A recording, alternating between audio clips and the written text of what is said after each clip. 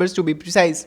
When you think about math, probably you might think of it as numbers and shapes. But where do you think these numbers came from? The earliest kind of number system was counting on fingers and similar things. Then centuries later, Egyptians used different symbols for every power of 10 in combination.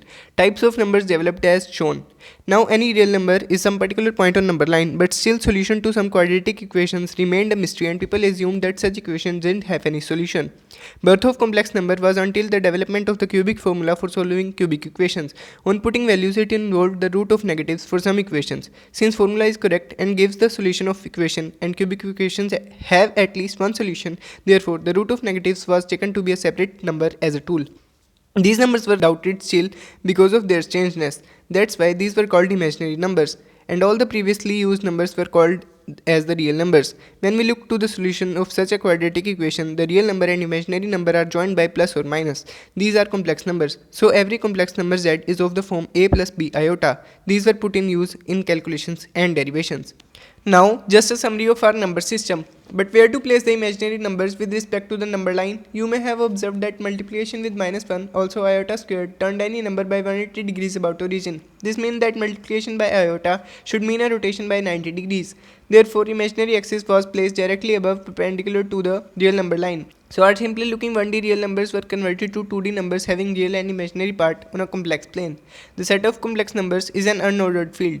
Moreover, operations on complex numbers satisfy a number of laws. In summary, we can define partial but not total order on complex numbers, and therefore two complex numbers are equal if and only if both of their real and imaginary parts are equal. If a number is thought of as an arrow from origin, like vectors, then we can represent it in another form which uses the magnitude and angle as z is equal to r cos theta plus iota sin theta. All the complex numbers with same argument lie on a straight line, and those with same modulus lie on a circle. Complex numbers with r is equal to 1 are called unimodular numbers. Conjugate of a complex number is a number with its imaginary part and amplitude negative of that of the given one. Its modulus is same. While adding two complex numbers, their real parts and imaginary parts add independently. Same with subtraction. Multiplying complex numbers is even more interesting. Algebraically, it's like multiplying binomials but substituting iota square with -1. Geometrically, their magnitudes multiply and amplitudes add. On multiplying a number with its conjugate, the resultant is r squared. To divide by a complex number, multiply with inverse of that number, which can be found using this property, polar form, or a little bit of rationalization. The next thing is yet another interesting form for representing complex numbers. This is the Euler's form of complex number. With help of Taylor and Maclaurin series, you can convert most known algebraic functions into their algebraic expansion. This form is useful for understanding geometrical interpretation of complex multiplication.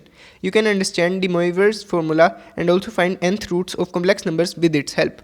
We can also find log of negatives and complex numbers using this form. And using properties of log, you can find any complex number raised to the power of other complex number. With this, you can also deduce other forms of trigonometric functions. Find the t ratios of imaginary and therefore complex numbers. Now, here are some of important applications of complex numbers. Hope you find these useful. There are more types of numbers still, but this should do for now. See ya. Thank you.